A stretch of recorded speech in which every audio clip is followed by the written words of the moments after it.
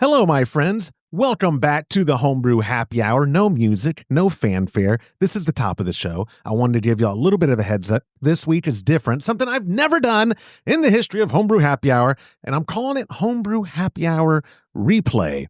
Or did I say rewind in the actual thing that I published? I don't remember.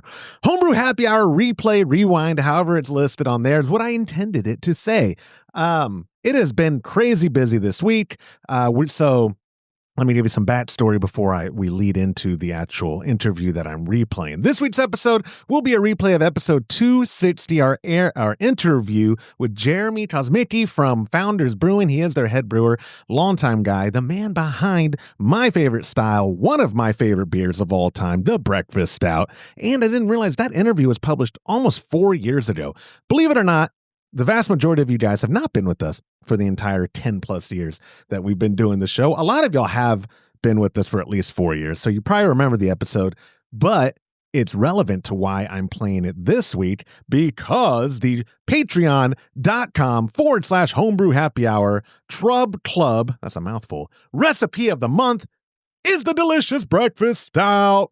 Go join a recipe receiving tier at patreon.com/homebrew happy hour and come brew with us. This is the most wonderful time of the year because it is a fantastic holiday season, cold weather type of beer. It is September. And what my mindset was, I was like, you know what? Oops, let me put that back. There we go. My mindset was, we did it last year. My pop and I brewed it, I don't think till November. So we had it for Christmas. We had it for New Year.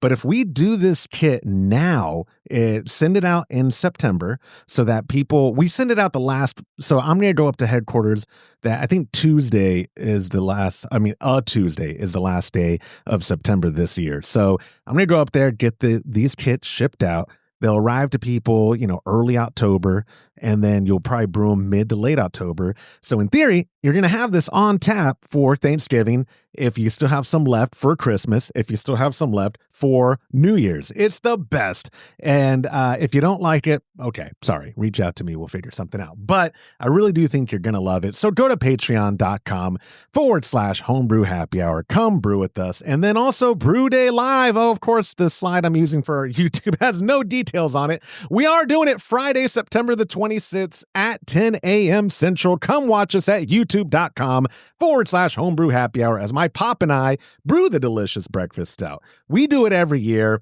I'm hitting up my buddy Kevin from Mochas and Javas here in San Marcos, Texas, to see if I can get some more coffee from him, because my whole life is just mooching from my friends. Or my boss, mooching from my boss, mooching from my friends. That's kind of my MO. So we're going to be brewing that, like I said, Friday, September 26th at 10 a.m. Central. In the meantime, you may be wondering, well, why did you just forget to do an episode? No, like I said, it's been crazy busy. So on a personal level, it's the 6-year anniversary of my middle child's successful craniotomy. They got a ganglioma out of her brain 6 years ago, and we do this big party for her. So in my free time, I've been doing that. I forgot to get a guest host this week. That's the truth. But it really is because of that. Also, Todd and I have been doing so much content creation and stuff, trying to build up some momentum for the CM Becker newsletter. It's an actual mail letter. So don't ask, how do I get the CM Becker newsletter? No, it's snail mail. You have to be in the industry. But either way, been doing all that. What you could do, though, go over to I don't even think CM Becker's YouTube channel is big enough to have a vanity domain. But if you just look up CM Becker International on YouTube, subscribe to that channel. I think we're at 35. Where's the sound effects? We're making more content. We just published some stuff with the partnership that we're doing as CMB with Nordic Beer Systems. So that's pretty cool, but that also took a lot of my time this week. And then what else do I have to mention before I actually roll into this fun episode that we did almost 4 years ago with Founders Brewing? Unfortunate news. Man, I'm kind of a Debbie Downer this week. I am not going to Great American Beer Festival after all. I think last week or 2 weeks ago with Lorena, I had mentioned, reach out to me if you're going to be at GABF. I'd love to meet up. And a lot of y'all did. Literally, I say a lot. In the bigger picture of things, if more than 20 people reach out to me, I'm like, man, that was a lot of listeners. 30-something of y'all, probably, if I counted.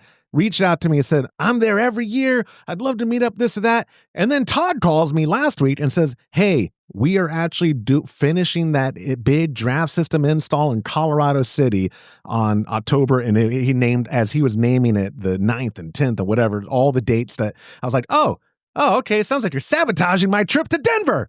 But either way, when work calls. So I will not be at Great American Beer Festival. There is no new episode this week. But on the bright side, if you missed out on the interview with Jeremy, I promise you it's good. Me, Todd, and James were all on it. I haven't re-listened to it, but I do believe I talk about Breakfast Stout 10,000 minutes worth. I mentioned Breakfast Stout 10,000 times on that episode. And if you already had watched it, well, then we'll catch you next week. But again, final reminder, Breakfast Stout is going out this month. So go to patreon.com/homebrew happy hour, join a recipe receiving tier, and then come join my Pop and I for Brew Day Live Friday, September 26th at 10 a.m. Central. So call this episode whatever you want. You could call it a cop-out. You could call it whatever. But I'm actually not calling it an episode. It's not a numbered one. We'll be back next week with episode, I think, 447 is where we're at, or maybe 446. I forget what last week's interview was. But we will be back with fresh content. But in the meantime, enjoy the interview, and we'll catch you next week. This episode is brought to you by Muntins Malts, a company that is passionate about providing premium malts to brewers worldwide. For over a century, Muntins has been a leading supplier of brewing and distilling malts, offering the finest British malted barley on the market. You can experience the difference Muntins offers by joining a recipe receiving tier of our Trub Club, because every kit that ships out now includes premium Muntins malt. You know, we've known the Muntins crew for a long time, and I can tell you, friend, you're going to love brewing with their grains. Ask your local supply shop to carry Muntins malts, or homebrewers can join our Trub Club at homebrewhappyhour.com/club, be a part of the community, and come brew with us. Thank you, Muntins, for supporting our efforts and homebrewers worldwide. Today's show is brought to you by Hopsdirect.com. Grown in the esteemed Yakima Valley on the Pewterball family farm, Hopsdirect.com offers the widest variety of hops available online at incredibly competitive pricing. It's simple. They grow hops, they sell hops, and they ship hops straight from their family-owned farm to your doorstep. Producing the highest quality hops is Hopsdirect.com's passion, and they're proud to be an independent grower in the craft beer industry. Go to Hopsdirect.com right now and get what you need to make your brew day better. That's Hopsdirect.com. Today's show is brought to you by Imperial Yeast. You hear us gushing over Imperial Yeast all the time, and that's because their yeast performs for us in every batch that we brew. Imperial Yeast is adored by commercial breweries and home brewers alike. Their pitch-right pouches are jam-packed with over 200 billion fresh yeast cells, guaranteed to deliver flawless, fast fermentations every time. Imperial Yeast strains are grown by a team of pro brewers and home brewers who live to help other brewers learn more and ferment better. Join any recipe receiving tier of our Trub Club and get a free upgrade to premium Imperial Yeast with every recipe kit that ships out to you. Learn more at homebrewhappyhour.com/club and come brew with us.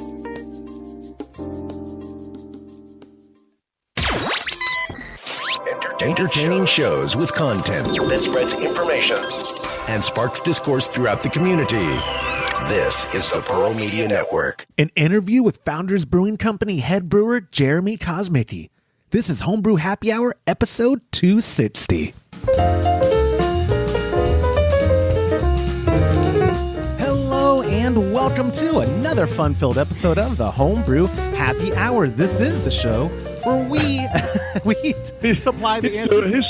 What are you laughing at for me? He's doing my dance. I love it. Yeah. This is the show. I constantly mock the music by doing a dance at the beginning. So this is the show where we supply the answers to your homebrewing questions and discuss all things related to craft beer. If you have a question you would like us to discuss on a future episode, go to homebrewhappyhour.com and click on that submit a question link at the top of the page. Or now you can call or text them in by using 305-6107. I am your host, Joshua Stubing. Today I'm joined by the Director of Operations at cmbecker.com down there, Mr. James Carlson, as well as the President and Chief Keg Washer at kegconnection.com over there, Mr. Todd Burns, and a very special guest.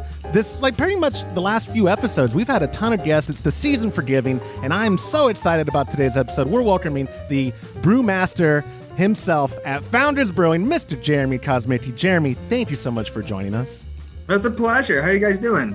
Man, Good. Could not be better. Real quick before we talk about you, Todd, are you recording from a World War II bunker? What's up with your lighting? Are the Germans coming to to you? I was about to tell a nighttime scary story. What is going on with your lighting? Oh, but I'm joking. Really, I wanted to show people you said it was a coincidence. The shirt you decided. Oh yeah, isn't that great? His Founders Brewing. So, Jeremy, I'll start at the Best top. stout made. No, I seriously, I walked in today. I took my flannel shirt off, and then I guess you mentioned we're doing the interview today with Founders, and I was like, "Wow, I have a Founders shirt on. What are the chances?" It worked out. And I actually bought this at the brewery, so. I love it. It's a great place to visit. It was 2018 because you brought me back one as well. But you brought me back a medium. You and James for a while there thought I wore mediums, and I don't look good in mediums, man. I haven't been a medium. I haven't been a medium since the 8th grade. It's been a while. I mean, don't get me wrong. I've been this height since the 8th grade, but I haven't been a medium. Jeremy, thank you so much. I want to mention at the top here, for the first 50 episodes of this podcast, this is episode 259. And the first 50, I spoke so frequently about the breakfast stout that Todd implemented a ban that I couldn't bring it up anymore. That's true. That's very true. That's very true. It is in my top 3 top beers of all time. I always have it, especially now that it's not just released seasonally. It's year round now, and so that helps my fridge out a lot. And I love brewing it, but we'll talk more about my obsession with it. I want to start off by asking you your history. You've been with Founders for 20 years. We're going to celebrate an official 20 years of being on the full-time salary here in January. That's so nice. Cool. So let's talk about your background as a brewer. Anything involved with home brewing, and then what led you to commercial brewing, and specifically at Founders. Yeah, well, Founders is my first commercial gig. Really, I was a home brewer. Bought my first kit back when I was 19, because you could just go on the internet, and I went to a website. What was it called? Alternativebrewing.com, I believe it was at the time. But man, they would sell you all the equipment you needed. They had these recipe packs all done up where you just, hey, I want to make celebration ale. So they would send you what you needed to make 5 gallons of it and a printout of the recipe. And there you go. It was all extract brewing, but I don't know. We had a lot of fun with it, and our friends thought we were pretty good. And you know how that goes. Eventually you start, you buy enough of those kits, and you start to kind of see some trends, and you start to get familiar with the raw materials, and then the real fun starts when you try to start making your own recipes. So, that was the path. And to be honest with you, I did not progress past extract brewing in my homebrew career. So we were, obviously there's a lot more nuance and things you can do when you start going all grain.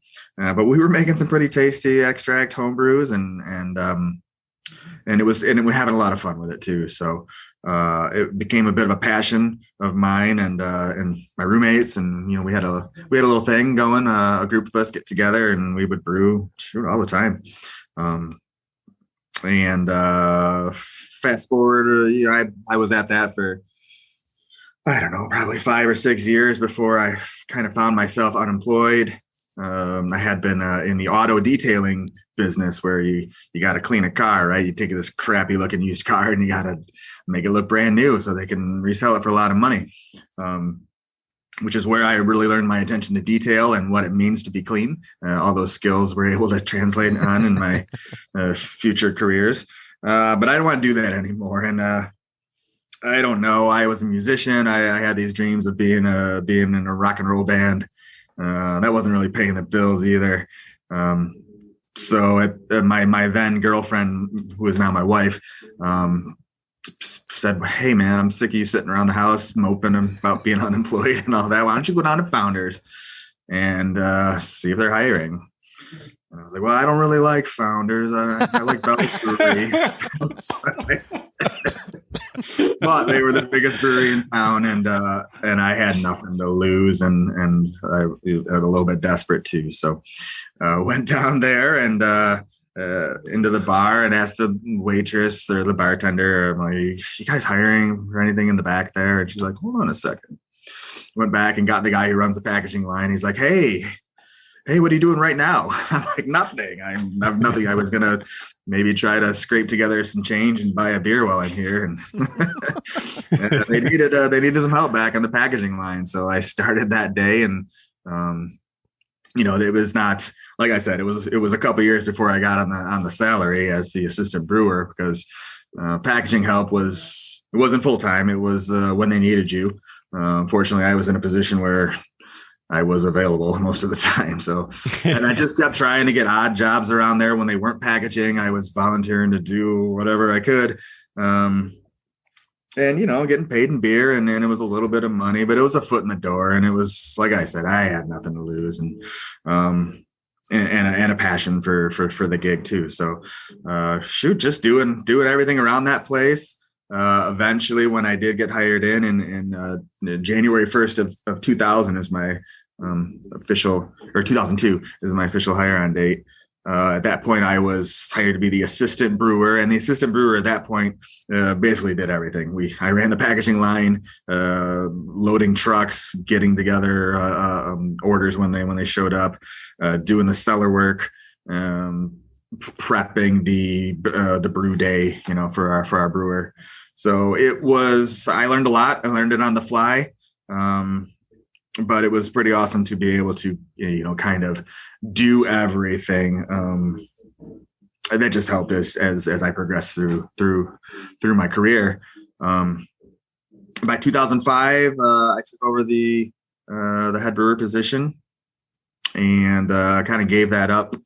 I don't know, maybe 5-6 years ago, the day-to-day managing of the brewing team, to kind of look at more big picture stuff. So I still do run the R&D department, where we brew things for our tap room. We do innovation, think about what's next. What do the people want next? And I try to help out with the salespeople and the marketing people. And I'm just kind of that bridge between where the idea comes from and how to get it out there and represent it in the right way. How many barrels are y'all producing a year now? Because it's way different than when you probably got started on salary position. Yeah, I think we made maybe 1,000 barrels that first year that I was in there, and we're about a 550,000 at this point. Ooh, wow. So then, Wow. And I asked that because I wanted to segue it to, you're talking about being an R&D. For a brewery y'all size, what does pilot system batch mean? Because like for us, pilot system, for one of our brewer friends, what is Wes's pilot system, James? A barrel, or not even? It's 50 gallons. Oh, his is okay. His is 50. Yeah. But for brewery like Founders, what would a pilot batch for a test run recipe look like in regards to barrel and pilot system? Yeah. So here in Grand Rapids, we still have our original 30 barrel system, and that's basically the pilot system. It's a good size for our tap room, because you've been to the tap room. So, we have a huge tap room. We get a lot of people through there, and, it's the people coming there. They want to try some new, different stuff, stuff they can't get on the shelf back home. So, which is great. It gives us an opportunity to use that 30 barrel, go through some volume in our tap room and work through a lot of different ideas. That said, I do have on the CapEx list a much smaller R&D brew house coming. Probably a 1 barrel is what I'm looking for. Reason being is, at 30 barrels is big. It's still a lot, and it's forced me to be a little conservative over the years, just because you don't want to dump out that much beer. Right.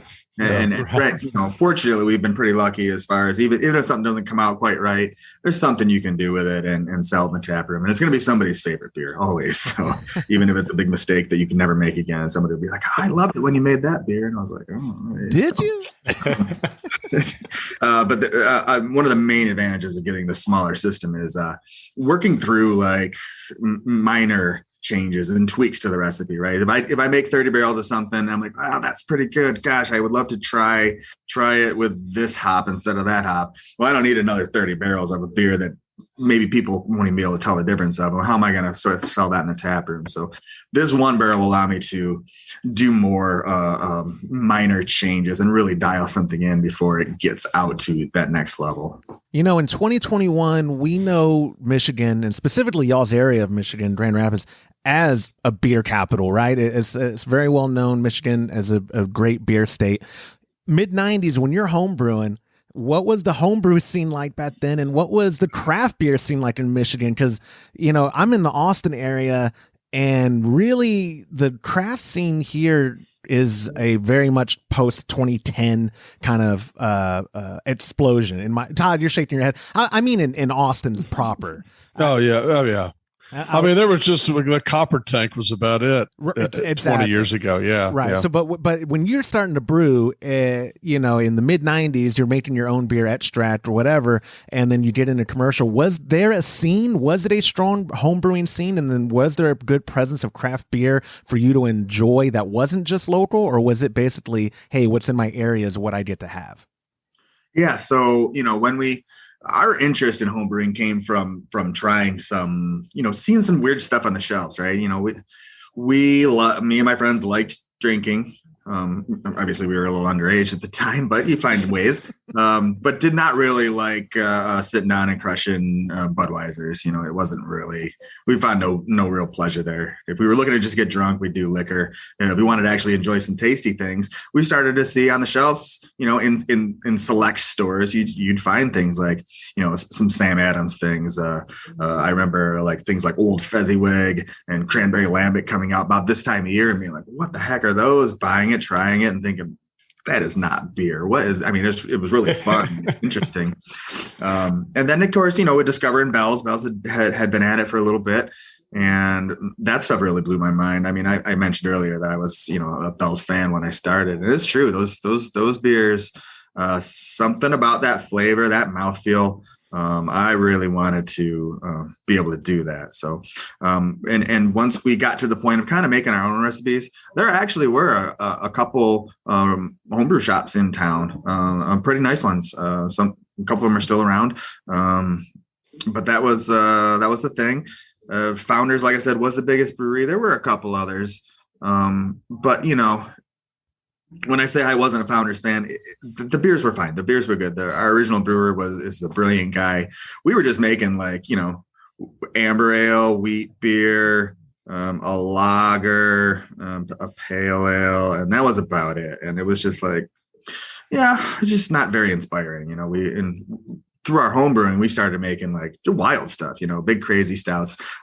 Some of those recipes like breakfast stout, some of the bigger IPAs and stuff. Those are directly from our homebrew days, just growing up those recipes when we started. So those were the kind of beers that we had been making. And when I started at Founders, one of my homebrewing buddies actually. I brought him in to work on the bottling line when I was still doing that. And he had been the assistant brewer at another local brewery called New Holland. And they happened to have the exact same 30 barrel brew house that Founders had bought. So when our original brewer left, they were, Mike and Dave, our owners were, I don't know, at that point, probably a little desperate, probably a little checked out. But they were like, you think you can run this brew house? To my friend Nate Walser. Yeah, man, we'll do it. And that's when I became his assistant brewer. We had been homebrew buddies. And that's kind of when, Mike and Dave were just kind of threw us the keys to the car and like, why don't you guys make make some tasty stuff. Make stuff like when you were home brewing. Let's just see what happens. So he gave you free reign for recipe creation or manipulation or change, because and my friends who are at breweries, that's not the common thing to be. A lot of the times they bring them in as a shift brewer and they're like, "This is the recipe," and you brew it. So you had a lot of input of all the beers being served now. You had direct input even back then when you were assistant brewer of the recipe creation. For sure, yeah, it was.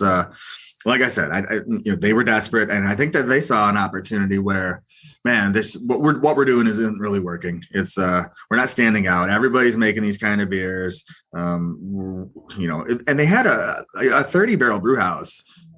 Is a real, at the time especially, was a real production brew house. They were not going for the brew pub thing. They wanted to bottle and sell beer out to the world, and so what we started to do is, because the Bell's tap room, the Eccentric Cafe, always had like weird stuff on in the tap room, and that really made you want to go down there and hang out and try all these different things. So our thought was, let's do that. Let's make some cool stuff for our tap room. Let's make breakfast style. Let's make Red's Rye, and see if we can get some people to come and get this room, hopping again. Mike and Dave took it to the next step. I remember them telling me, we think we want to put breakfast out in a bottle. And I was like, what? No, you don't want to. This is just for the tap room. We're just having fun here. And they're like, no, I think there's an opportunity there. So they were right. And those kind of beers definitely made us stand out from everything else that was going on. It was the dawn of extreme brewing, and those were fun times to see the industry kind of turn over like that. Did you at one time, I'm not sure if you still do it, you actually sold homebrew supplies out of the tap room, I believe, right? We might have had some basic stuff. I know I used to take care of the yeast needs of a lot of people. We'd harvest, we were just gonna dump it down the drain, and I would call up all the homebrewers I knew, and come pick up some yeast today. Stuff like that. That is way too cool. See, I was going to ask that. It was in my list of questions because I know there are a lot of commercial breweries now getting in the habit of publishing their recipes, because I think I've determined, James has actually pointed out to me, a lot of the secret is really in the yeast, right? So they don't give you the yeast. That was very nice of you back then to do that, but they don't mind publishing the actual recipe. Does Founders formally, do y'all offer up like, hey, you want to brew KBS? Here's what we do. We haven't formally done that. I've done a few interviews with Brew Your Own magazine and stuff, and I have gave some general recipes away. People email me and ask me for pointers, and I'm always fine giving that away too. It does get a little time consuming. Maybe we had a more of a formal program where I could just be like, here's a 5-gallon recipe. Otherwise, I'm sitting here hand typing recipes for them. So I don't do it all the time, but I don't ever shy away from it. I think that to me that recipe, if I give you the Centennial IPA recipe and you go home and you make something that tastes just like it, kudos to you. And if you want to use that recipe to start your own brewery, go for it. I don't think it's going to happen. There's a lot to it. Jeremy, there's a lot more to it. I don't know, man. I've got plans on making a brew house for just Imperial coffee stouts. Okay. Look, I'm on to you guys. I know the coffee you use is Folgers because I use it and it's dead on. Dead on. You got me. I knew it. Go with it, man. Bottom shelf Folgers too. Not even the expensive stuff, but the you don't need it. The kicked in can. Yeah. I knew what y'all are doing. What are the logistics of, because you're talking about you and your buddy who were home brewers, and I'm assuming he was an extract brewer as well. What's the logistics of taking a 5-gallon recipe and scaling it to a 30-gallon brew house? That sounds like a nightmare. There was a lot to learn, but honestly, we had really good luck with it. And even the first batches, even the first things we did, they were just, they came out good. I mean, I don't know what else to say. We just got lucky or just had a real knack for it. But, we haven't dumped a lot of beer on my watch here. And I feel pretty blessed about that. That's a good thing. I bet I've dumped more batches than they have at Founders. Actually, I've only dumped one 5-gallon because I will drink anything, Jeremy. If it's potable, it's staying on tap. To be fair, I dumped it for you, but yeah. It's true. That batch was scorched grains, kind of out of my thing. Do you, some of the issues, because you were home brewing, you said, for 5 or 6 years. were there any similar kind of technical issues? I know obviously it's very different mechanically speaking in the logistics, but did you understand the process enough from homebrewing to understand what was going on when you went to commercial? Or is it like a whole different beast? And hey, guys, if you're a homebrewer, don't think you can just jump into commercial without doing a crap ton of homework. Yeah, honestly, being that I hadn't progressed past extract brewing, there was a lot to learn. Now, fortunately, Nate having worked out at New Holland had at least that understanding. But basically, all I really had going for me was a pretty good palate, a pretty good ability to find balance with those raw materials, and a passion for cleanliness and sanitization. Those things seem very important to me as a home brewer, and of course even hundredfold more so on the professional level. But that has always been like one of the main priorities, top of the list of things to make sure that I was going to do was keep it clean and be careful and be conscious of everything that you're doing to your beer and what could potentially screw it up from a sanitary standpoint. So that definitely gave me the groundwork to kind of learn the rest as I went. Yeah. We talk about that a lot, that one definition of a head brewer is also head janitor, right? Because it's you're cleaning all the time. So that's just so true. As homebrewers, we this specific group, the three of us, usually do most of our batches on a 3-vessel Herm setup, and we like it because we like the control that it gives us over the brew. We like the consistency that it provides, and also I've convinced myself Herm's Brewing is a great prepper for if I ever got bit by that pro bug. I mean, I haven't yet, mainly because I'm not confident enough in my beer, and also too, there's a ton of other breweries that do it better. I'll do my own thing. But for home brewing, have you would you say that Herm's Brewing could be a bridge between people, home brewers, understanding a commercial brewing process, or again, would you say you kind of just need to jump into the commercial scene to get it? No, that seems like a pretty good intermediate step. I mean, once you kind of learn the parameters of the 3-vessel process, that's just definitely sets you up a lot better. Part of it's just that experience. I almost feel like that experience right there that you're talking about is probably more helpful than even dropping a couple tens of thousands of dollars and going to a brew school and coming out of there with knowledge, but not the hands-on. I'm not trying to knock any of the brew schools. I have a lot of respect for them and whatnot, but I've seen people come out of there and looking to get a job and they don't know what they're doing. There's no substitute for being hands-on, and I think that that even at a smaller scale, those fundamentals will scale up. Yeah, you didn't want to knock higher education, but Jeremy, I'm a college dropout. I'll do it. Don't do it, guys. Don't finish school, kids, and start smoking because it's cool. No, sorry, no kids listen to this. Jeremy, I don't know if your publicist told you. We don't have any audience. We just do this for fun. And I appreciate your time. I'm really just trying to get your recipe for breakfast stout. Yeah, that was the whole motive. Yeah, I know. I was laughing a minute ago, Josh, because you were kind of saying I'm not real interested in it. Josh doesn't ever want to actually have to work that hard. That's the reason that he would never be a head brewer. Is there anywhere. A job at a brewery where you have like the idea guy? Who's the idea guy? That's me. See, Todd? It took a long time to get here, though. Damn it. I don't think they give those jobs out anymore. I got in at the right time when you can be this, unqualified hack of a brewer and get this position. I know. I keep updating my LinkedIn resume, but no one's calling. Man, so you're talking about exclusive at tap rooms. That is one of my favorite things about any given tap room I go to, is a lot of the times part of the experience is not just getting your favorite beer from that brewery on tap, because I'll argue with anybody. I'll punch them in the mouth if they don't agree. Draft beer is the best beer. It's my favorite way to receive beer from the keg, and especially on a properly calibrated system like most brewery tap rooms are. They're serving it the way that the beer should be served. Do you find, are there still taproom exclusives to you guys that aren't distributed anywhere, and is a reason for people in the area to come by, monthly or quarterly or whenever they get released? Absolutely. We're always making stuff.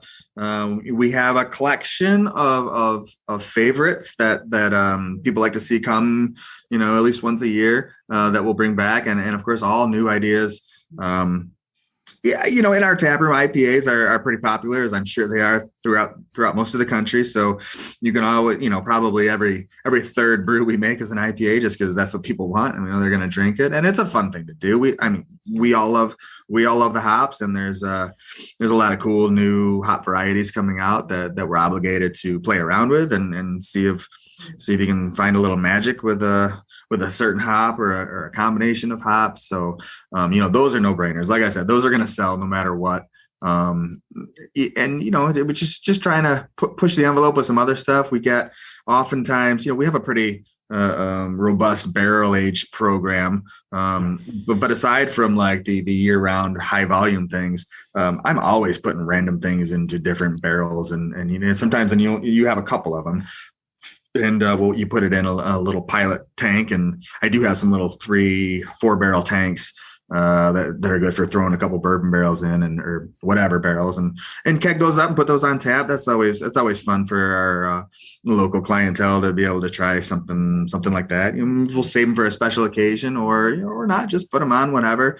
But yeah, it's a pretty good idea to come down here at least every couple weeks and see what we got cooking. I know this is probably a dumb question because the tap room is basically your keezer or kegerator. Do you have draft beer at home, or do you think I don't need it at home because you're probably always up at the brewery anyway? And if you do have it at home, what do you have on tap? Yeah, that's great. I just got my first kegerator Nice. a couple months ago. I bought it from my brother-in-law as my sister was taking over a room to be her home office, and she's like, "That thing out of here." So I got a really good deal on it. It's a pretty nice little kegerator. It's just a 1 tower, but we had just finished making our harvest ale, which is our wet hopped, just amazing. It's probably my favorite beer that we make. So I took a half barrel of that home, thinking to myself, gosh, I'm going to have some help drinking this thing. I'm going to have my friends come over and fill growlers, and man, I had that thing polished off in a few weeks. That happens to us a lot. We keep a lot of beer at home on tap, and I'm constantly blaming my friends for drinking all of it, because there's no way I could have drank that much beer. Well, I was hosting band practice, so I did have 6 musicians in there helping themselves for a couple times, so that definitely helps. When that thing ran out, though, I wasn't really sure what to do. I mean, I drink a lot of all day and things like that, but that just seemed kind of anticlimactic after the harvest ale. So I'll be honest, this was maybe 3 weeks ago, and I called around the local stores and I found a half barrel of Sierra Nevada Celebration Ale. So that's what I have on tap right now. Another one of my all-time favorites, and I thought it was a good way to follow up this harvest ale and take me through the holiday season. We have on this week's episode, I say this week, this one's publishing in a week from now, but the day we're recording this, we're publishing one with our friend Lorena Evans. She's very established in the homebrewing community, like throughout the forums and stuff, and she developed a Sierra Nevada Celebration clone recipe, and it's one of our favorites, and she had never brewed it, so we sent it to her, and I believe she just kegged it, right, Todd? Is what we didn't actually talk about it on the I forgot to ask her when she was here. We actually made a mead, so we were busy with that. Oh, that's right. But that recipe is, it's one of my favorite beers too, though. Celebration for this time of year. Yeah. Oh, beer. I just like boozy, hoppy beers this time of year. I'm not really much on hops any other time of the year, but this time, Celebration's nice to pop open and pour and enjoy until you wake up. I mean, it's whatever. Yeah. Yeah. I normally buy several 12-packs cases throughout the season anyway. So I said, let's just go right to the half barrel. Do you find yourself as the brewmaster, as that in charge, do you find yourself I mean, you're probably not. You're constricted to brewing what's being sold, right? Like in that position, you don't maybe have the luxury of, hey, let's brew more of this because it's what my favorite is. But do you ever do, hey, let's brew more of this because it's my favorite? Like, what are your favorite styles to brew at any scale, and what are your favorite styles to drink? Well, I mean, our slogan for a while was brewed for us, and I think that came from we brew the beer we want to drink, or something like that. We are actually currently going through a shift where we're gonna lose that slogan because it's just not really appropriate anymore. You know, it's it was a thing for a long time, and it was a thing when I started, like what I was talking about, and we're making beers that not everybody else is making, but we're making it because that's what we like to drink. And there was a group of people that shared those common interests in flavors and what they wanted out of their beers. So, but, fast forward to 2021, and gosh, I'm making things like seltzers, and I'm making hazy beers, and none of those things are my favorite things to drink. But we're running a business. Like I said, we're 500,000+ barrels and 500+ employees, and there's just a lot. There's a lot counting on it. So it's still up to me to kind of drive the ship, but our marketing team has more influence than ever on the things that we should probably be making. They're doing consumer testing and trying to really figure out what's worth our while to pursue at this point. So it's on me to still make whatever it is taste good, and I'll even say great, and I'll say that that's I still feel like that's my reputation at stake, and it's my job to, whatever it is, whether I want to drink it or not, to own that and make sure that it's up to founder standards. Yeah. So, how much seltzer do I drink? More than I used to, but because I had to get into it and I had to get passionate about it, and I am happy with where we landed with that product. If it was up to me, would I make it? No, I would have skipped it. But I like sessionable, hop forward, well balanced beers. Anything from a nice pale ale, American pale ale, to a pilsner, to those are the things that I find myself drinking a lot now, and I drink those kind of beers because I do drink a lot, and it's kind of part of my life. So it needs to be low alcohol for me to maintain any sort of productivity amongst my day, and I like hop forward things, but I really love the balance. I pride myself in that. The things that I make are going to have that balance, whether you're featuring some certain aspect or being even extreme about it. Still, there's that balance underlying that has to be there, or else you're just brewing in something gimmicky, trying to get attention by making, I remember back when I started, there was like the IBUs race, and everyone was like, oh I just made an IPA, it's 300 IBUs. Wow. And you're like, no, you didn't. And even if you did, that's gross. That sounds terrible. And I kind of feel like more a modern analogy is like with dry hop rates, right? Oh, I dry hop my beer with 10 pounds per barrel. Well, that's not going to... to me, that is not pleasurable drinking right there. Sure, it's extreme, and it probably has, wild aroma. But ultimately, what I like to do is find well balanced beers that you want to have another one when you're done with that first one. I agree. You're in good company when you talk about balanced beers. Yes. That's great. I was going to ask, or I was going to make a comment, because a lot of home brewers, when they get bit by the bug, if you go on the subreddit or on Homebrew Talk or whatever, it is a very common topic where people are like, I'm going to do it, guys. I mean, usually they probably had a few when they get on their computer. I'm going to do it, guys. I'm going pro. What do I do? But I think one thing people don't realize is to be successful, you might have to sacrifice what you want to brew for what the people can coming to your place. Because it doesn't pay the bills to, if I just have my dream at one point was I'm only going to brew alt beer and Kolsch, and that's all we're going to serve. And everyone's going to love it. And maybe we'll have taco stands and stuff. This would be great. Not everyone's going to come to Josh's taco stand. I would come there. That sounds awesome. Yeah, Kolsch and alt beer. I'm there. But I think a lot of home brewers romanticize that pro process where it's like, well, you could do that, but if you don't have a lot of backing or capital or personal wealth, it's going to be hard, right? Yeah. Not just the taco stand and Kolsch and alt, but in general.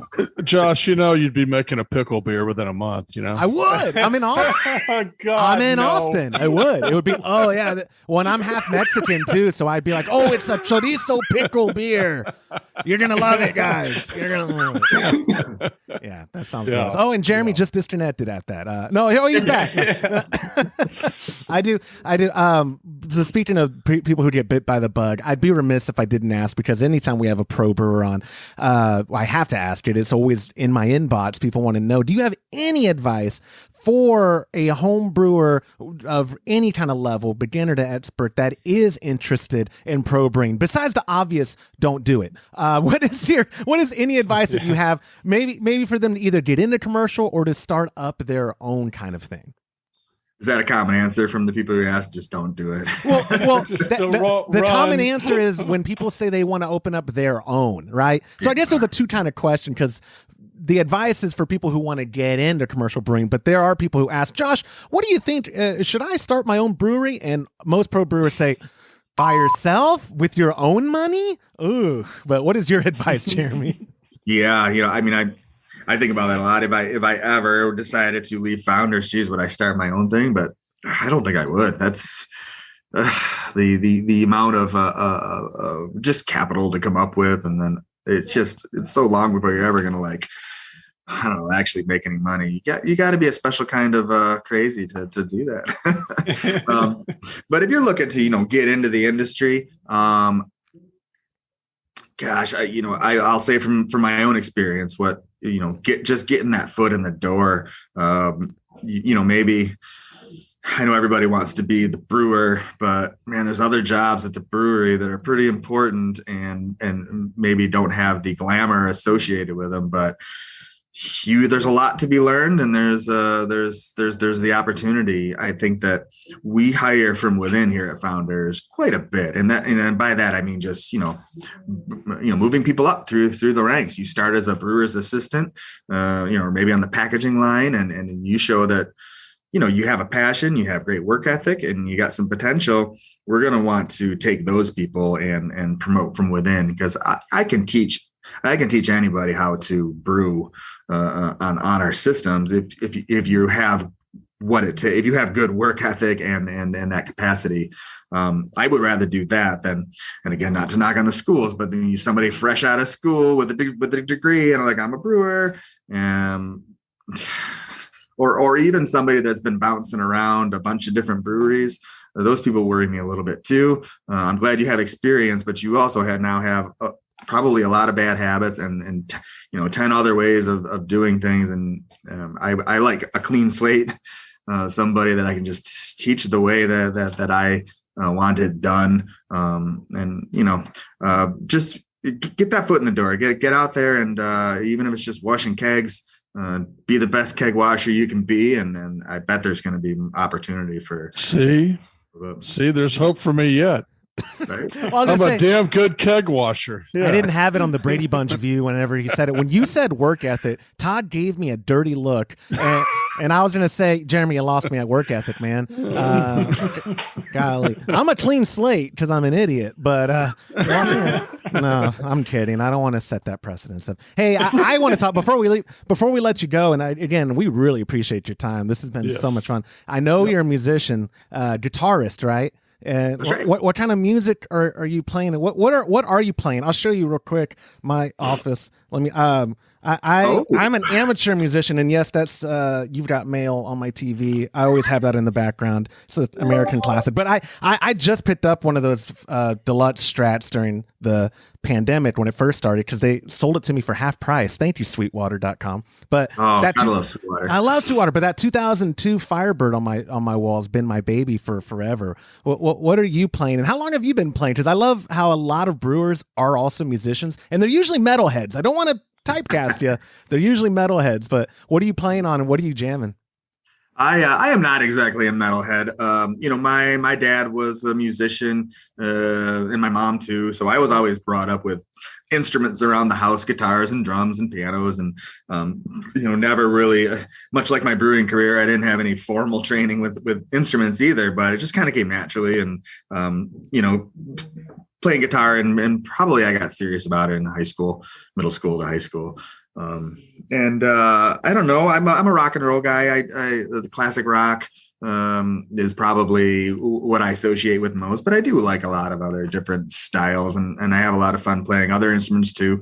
I also have a drum kit and keyboards and all kinds of stuff at my own house too, hoping that my kids will eventually start to get some interest in that, which they haven't really yet, but hey, they're little still, so there's time. I'm a Les Paul guy. That's the guitar I've settled in on, and though my back complains about it every time I pick it up, it's the sound that I have to have, and it's just what's comfortable in my hands. The tone is so nice. Well, when I was shopping with my pop, how old was I in 2001? I was like 15-ish, I think. Not to date you guys all as being.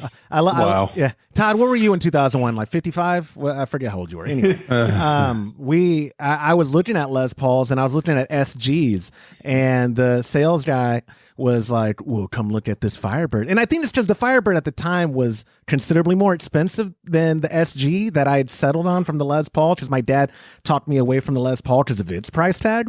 And but no, I love Gibson tone is great. I picked up the Fender mainly because the price, but I've never actually had that single pickup sound, and so for some like indie sounds or whatever, I didn't need the warmth of like the humbucker that the Gibson Firebird had. But anyway, James has experience. Well, it's been a while since you've made a guitar, hasn't it, James? Yeah, I'm working on one right now, but I've got to get the pickups. I haven't decided.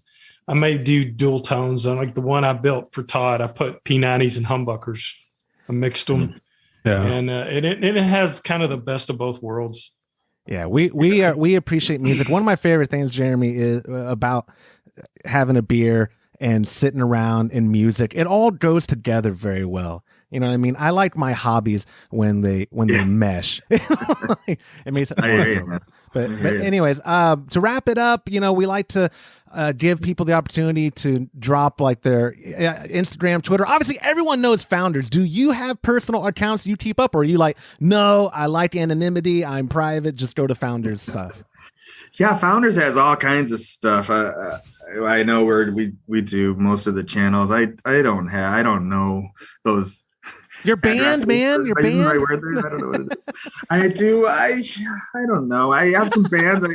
I have some original bands. I play in some other cover bands, but most of them are like, it's a hobby. It's you get a couple gigs a year. You just do it for fun. That's kind of where I'm at with those things too. So, I don't have anything to plug. I like it. I like it. Go ahead, Todd. I did want to say one thing. We've got to make it a point, guys, to go. I don't think either one of you been to the tasting room. No, sir. Never. We've got to go. So we next time we have any excuse to go in that area, we definitely need to go to the tasting room. It's really quite an experience. It's I've been to them all over the world, and I think it's one of the best in the world. It's really incredible place to visit.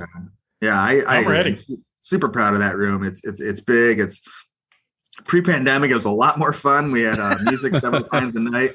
We went crawling out of a really weird couple of years right now, but things are getting a little bit back to normal, and we'd love to see you guys. I don't know if you have much passion for snow. Maybe you want to wait until we want to wait. Turns a little bit. But. No, we want to wait. Yeah, man. It was like 58 this morning, and I was in winter wear, like a tundra style coat. I'm like 99% body hair. You'd think I'd handle it better, but I really don't. That's too much information for you. But we'll come see you next summer. Yeah, we will. We'll make it a point. Like Todd said, the excuse, Todd, is to go to the tasting room. That is the excuse to go to Michigan. Well, the last time I went, it was Chicago, Milwaukee. I think Milwaukee, and then took the ferry over. Oh, And that was a nice trip. Good trip. Yeah, he knows I haven't been to your tasting room, Jeremy, because he sent me photos incessantly throughout the night. Look what else I'm having. Yeah. In our group thread, he was like, "Oh, but I got you a shirt. That's not going to fit you anyway." Anyway, Jeremy, again, dude, thank you so much for your time. I greatly appreciate it. Yeah, we appreciate it. I'd love to, when we make it up there, we'd love to maybe do a recap episode if possible from the brew room or from the tasting room. Yeah, you got my email. Hit me up. Let's hang out. For sure. All right. Appreciate you, man. Thanks for coming on the show. Thank you, guys. Thank you. And that will do it for this episode of the Homebrew Happy Hour. If you have a question you would like us to discuss on a future episode, go to homebrewhappyhour.com and click on that submit a question link at the top of the page. Or remember, you can call or text them in by using 325-305-6107. Thank you to our show sponsor, Imperial Yeast. You'll get a free pack of Imperial Yeast with your monthly recipe kits when you join our Trump Club. So go to patreon.com/Homebrew Happy Hour to learn more. On behalf of Todd Burns, James Carlson, and the Pearl Media Network, I'm Joshua Stubing. Thank you for listening.